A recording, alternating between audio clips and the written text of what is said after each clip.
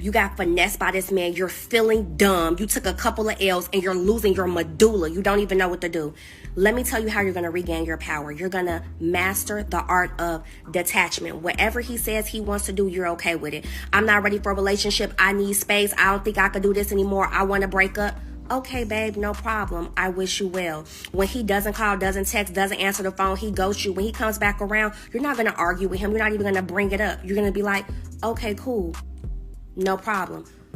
When y'all break up and all of a sudden he wants his things back, you're going to say, okay, sure, I'm going to send them to you in an Uber package. I'm going to drop them off when you're not home. So when he realizes that you don't even want to see his face. This is what I talk about a lot on here. Welcome to my channel. Thank you for checking back my channel. Gina Jumesi here, your favorite psych nurse practitioner. Today on this video, we're going to talk about how men conveniently will say things like, I'm a provider man, I'm the leader, I need to be respected. You don't respect me as a man, and men are leaders. They are natural leaders. Are they natural leaders though? So if you're a natural leader, right? Like one of those videos that I'm stitching here, he says he parents when he's available, when it's convenient for me. Are you a leader? Like you have a business to run, or you're a manager, supervisor, top-notch director in some big company somewhere. You just kind of show up as needed. Don't you need to show up in meetings constantly? Like if men know how to do that, how do they act like, this is how we can weaponize incompetence in romantic relationships, especially in marriage, when the default, the raising of the children, the labor of raising the children or making a home, relegate that to the woman, and the woman become the default parent. And when you talk or you voice your concerns, or in cases where they're the leader, especially when it comes to finances, and you're constantly finding out, oh, the mortgage is not paid for 2 months. There's a letter. There's the email. The light bill is not paid. There's a shot of notice. Oopsie. All of a sudden, the car is being chased down for repossession. What's happening? Taxes are not done for 2-3 years. What's happening? But you're like, leave it to me, baby. You talk too much. I know what I'm doing. I told you I'm doing these things. But yet you're with the woman seeing the emails, seeing the mailings come in, and you're scratching your head like, okay, I'm working as a woman. You're working 2 or 3 jobs, or your businesses. Where's the money going? Why can't we make mutual agreement to set things that are basic needs in the home to auto payment? Then the rest, we can just kind of logical, right? Logical. Is it logical? But is that logical to a man though? And then you find out, okay, then a chunk of the money is being used on hotels or gambling, or what else could I come up with? Corn sites or side chicks or travel that are just unexplained. Audis that are just unexplained. But yet the core bills are not set on auto pay to bills. Is it too much to ask to set core bills in the home for auto pay? So just out and taken care of. Then the rest, both of us can split whatever we have. Like, I don't care what you use your money for. Core bills are taken care of. Kids' needs taken care of. You don't just show up for the kids when you feel like it, when you want it, when it's convenient for you, when it can fit in your schedule, conveniently so. And women are being weaponized time and time after. You're being drained, squeezed out emotionally, psychologically.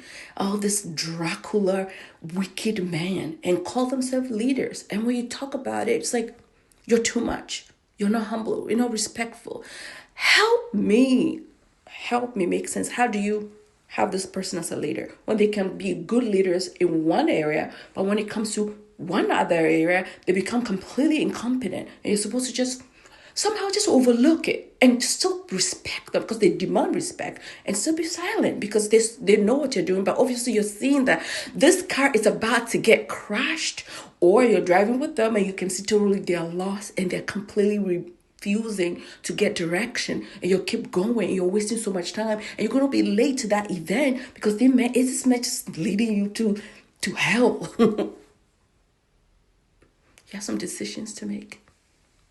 And maybe some of us have made it painfully so. But that's why as your big sister, center yourself, and it's okay. Marriage is not that glorious, especially if you get the person who switches up and become your worst nightmare or your enemy. Because some of these men, they literally will switch up and they turn you into the biggest enemy. And if you haven't seen it yet, go see in the cemetery how many women have become unalived because of some of these things that I just highlighted. And men just choosing and picking when they can be competent and incompetent all of a sudden, when they can show up and not show up at their convenience, when they can cheat and still expect you to accept it, when they can bring you STIs and still be like, keep it closed, keep it quiet, keep it in the home, because how dare you talk about my manly stuff? Okay, bye. Let me know in the comments and the chat box. Okay, bye. You got finessed by this man. You're feeling dumb. You took a couple of L's and you're losing your medulla. You don't even know what to do. Let me tell you how you're going to regain your power. You're going to master the art of detachment. Whatever he says he wants to do, you're okay with it. I'm not ready for a relationship. I need space. I don't think I can do this anymore. I want to break up. Okay, babe, no problem. I wish you well. When he doesn't call, doesn't text, doesn't answer the phone, he ghosts you. When he comes back around, you're not going to argue with him. You're not even going to bring it up. You're going to be like, okay, cool. No problem. When y'all break up and all of a sudden he wants his things back, you're going to say, okay, sure, I'm going to send them to you in an Uber package. I'm going to drop them off when you're not home. So when he realizes that you don't even want to see his face, checkmate, okay, baby? And get ready to play ball, because now you have the ball in your court. Men do not understand women that they can't emotionally control. Cheers. Ladies, I'm going to tell you this, and I'm going to tell you this one time. Pull your energy back. Detach. When you learn the law of detachment, anything you want comes to you easily because you're not attracted to it. You get what I'm saying? And I mean this specifically when it comes down to a man. If you're constantly thinking about that man, you constantly want that man to text you, or whatever the case is, that man can feel that. People feel energy. Energy is real, okay? You can't deny energy is a real thing, okay? When you pull that energy back, when you take yourself out of the equation, when you release and don't argue, don't fight, don't scream, don't yell, don't do none of the things that you used to do no more.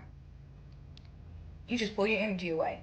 I promise you they come running back. And let me tell you another thing. They always come back. That man that you crying over right now, he's going to always come back.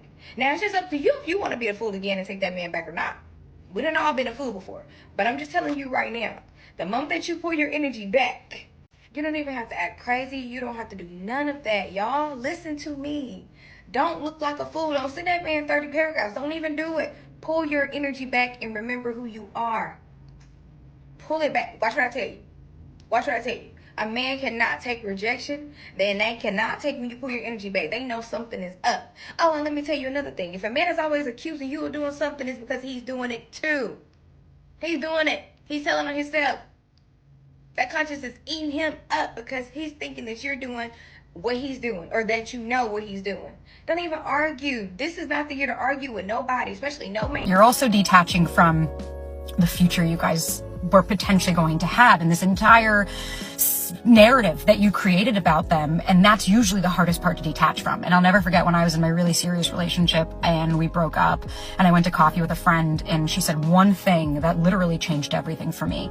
And she was like, dude, you always know in a relationship when it ends, it's like concrete. The bad floats, sinks to the bottom, and the good floats to the top. You always idealize and romanticize a relationship, but you wouldn't be where you are right now if it didn't work out, if there weren't issues.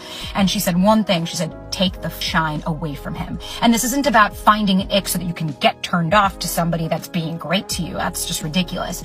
But if you've been dating somebody and you want to detach from them, you have to make them, in your mind, a normal person. They're not the most amazing guy. They're not the most thoughtless and considerate and compassionate and all of these things. If they were all of those incredible, amazing things, they would be with you. So whenever I'm like, if I'm super bummed about a guy or anything, I really play over, how did I feel? Did I like him? This isn't about did he like me? Did I have those feelings? And even if I did, I use it as, okay, cool. What does that mean? I can feel those things, which means I always also remember and think about the future me when I find that person that embodies all of those things, including consistency and reciprocity. How amazing this is going to be. So take a look at the past relationships that you're struggling to detach from and start asking yourself the question, why?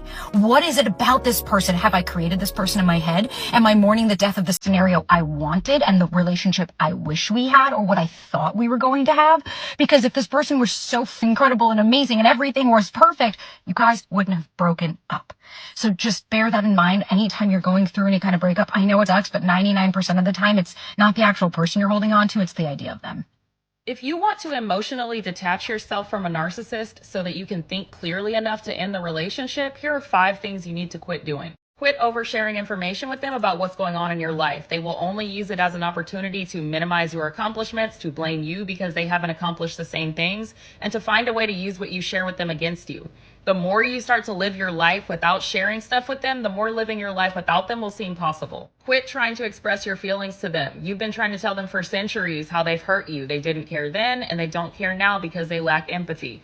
The more you continue to try to express yourself, the more opportunities they have to gaslight you and make you feel like the problem. The less you try to express yourself, the less emotionally exhausted you are, and the more clearly you can think. Quit reacting emotionally. Narcissists feed off of reactions. The less you react to them, the more control you'll gain back. The less out of character that you are, the more you'll feel like yourself and the more strength you'll gain. Quit defending yourself when they accuse you of something you didn't do. You know you didn't do it, and they know you didn't do it. Sitting there defending yourself only makes you feel guilty and feel like you did something wrong. When you quit defending yourself about shit you didn't do, you'll start to see that you're not really the problem. Quit immersing yourself in their bullshit. When you can tell they're starting chaos, distract yourself from getting sucked into that distorted reality by engaging your body in something else. Fidget with something, wash the dishes, doodle on something, anything to disconnect yourself from whatever they're saying to you so that you don't absorb it. The less you absorb it, the more clearly you can think. I think a lot of problems that we have is that we think that these men think that we are stupid. They know we're not stupid.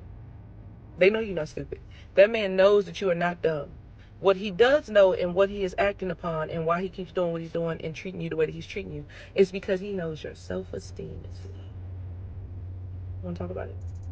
Men being very discerning creatures gives them an advantage over a lot of women who lack the self-esteem and lack their ability to discern what is what. It's not that we don't have discernment. It is the fact that we don't operate in it in the same way that men do. Men listen to that shit and they pay attention. They are observers. They are hunters. That is in their nature. So their nature is to observe their prey in a different kind of way that women just don't.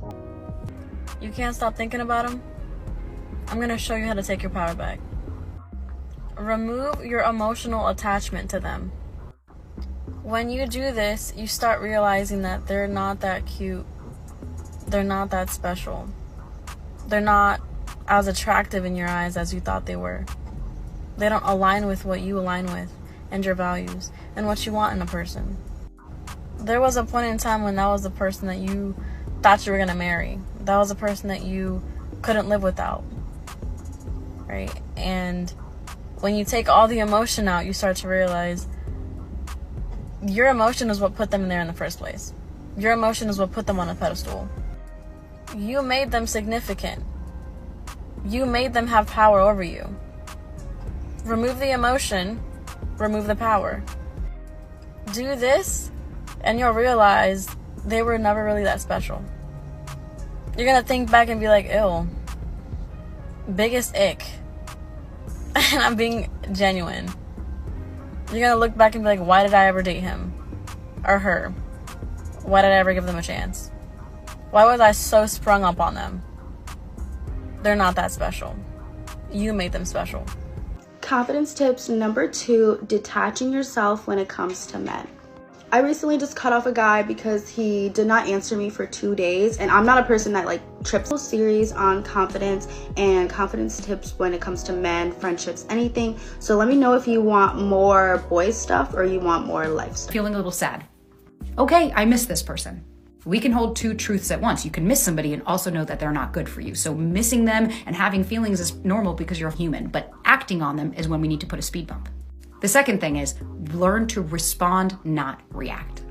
I get it. You might be triggered. And so the first thing you want to do is text them or get that validation, or maybe they reach out of nowhere after no contact and you're like, oh God. So instead of making any decisions, put your phone down, regulate your nervous system, and give yourself a minute. Give yourself some space between the reaction that you were just going to do and maybe what the response is that you'd like to do.